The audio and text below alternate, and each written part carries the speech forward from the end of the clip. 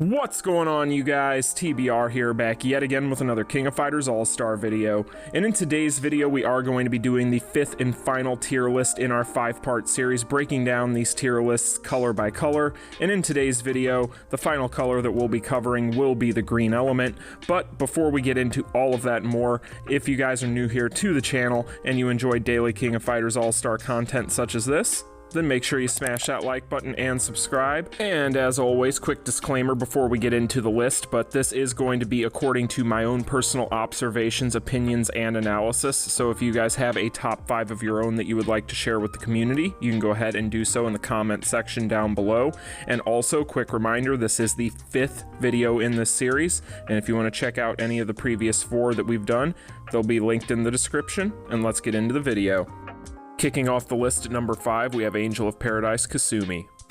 Angel of Paradise Kasumi is a green defensive type fighter with a leadership ability that increases Dead or Alive 6 fighters' attack by 60% and decreases their HP by 10%. Angel of Paradise Kasumi, as I'm sure you guys are well aware, is an excellent character for things such as high levels of reviving Hell's Dungeon. She's also going to have an extremely good leadership ability, especially if you're someone that did invest in the Dead or Alive collaboration. However, what really sets her apart and what is going to cause her to be a character that is relevant is going to be for the fact that she does have a dot that isn't necessarily going to be one that you see used too often in a lot of kits, and that is of course going to be poison.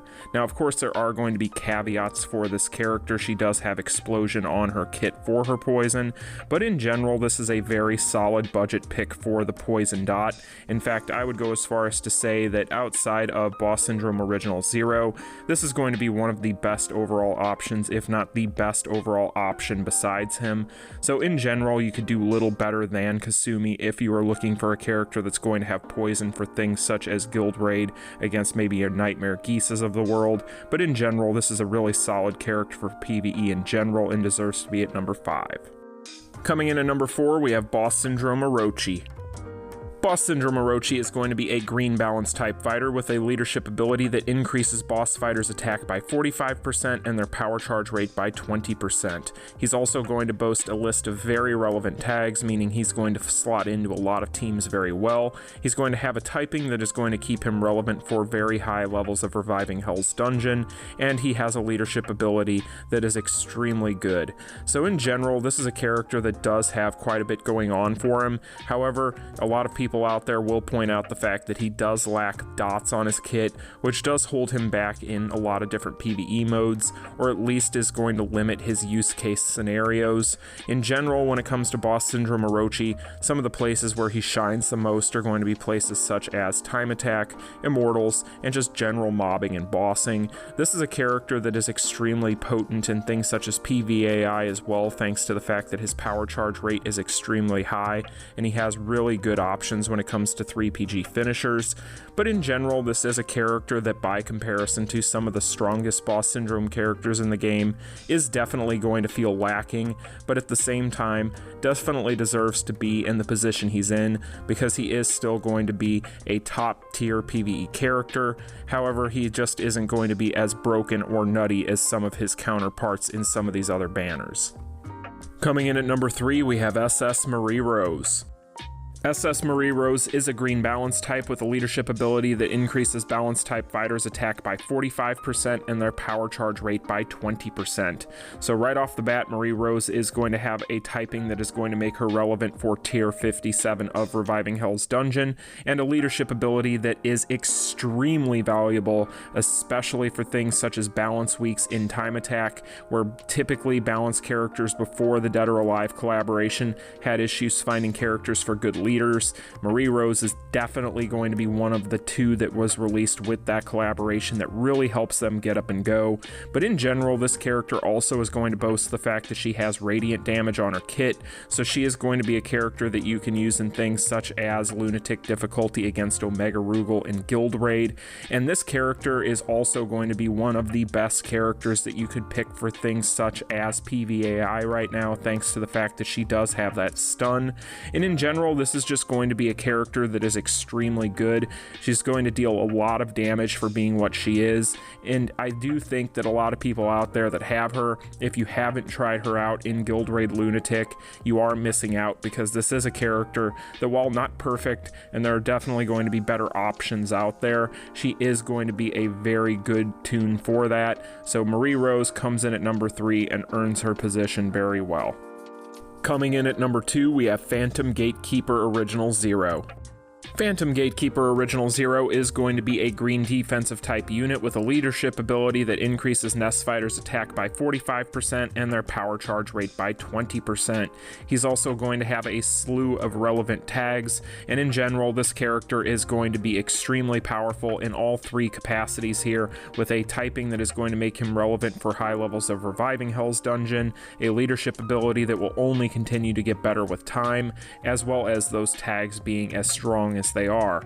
Now, when it comes to this character, one of the things that makes him as potent as he is going to be the fact that not only is he going to have resets on his kit, but all those resets on his kit, of which he has many, are going to be on his hyper armor skill, and he's also going to be a darkness wielder. So when it comes to this character, he does have a dot that isn't necessarily as rare as it used to be, but is still going to be one that you see released less than a lot of these other ones, specifically when you start to take a look at things like Burn as an example.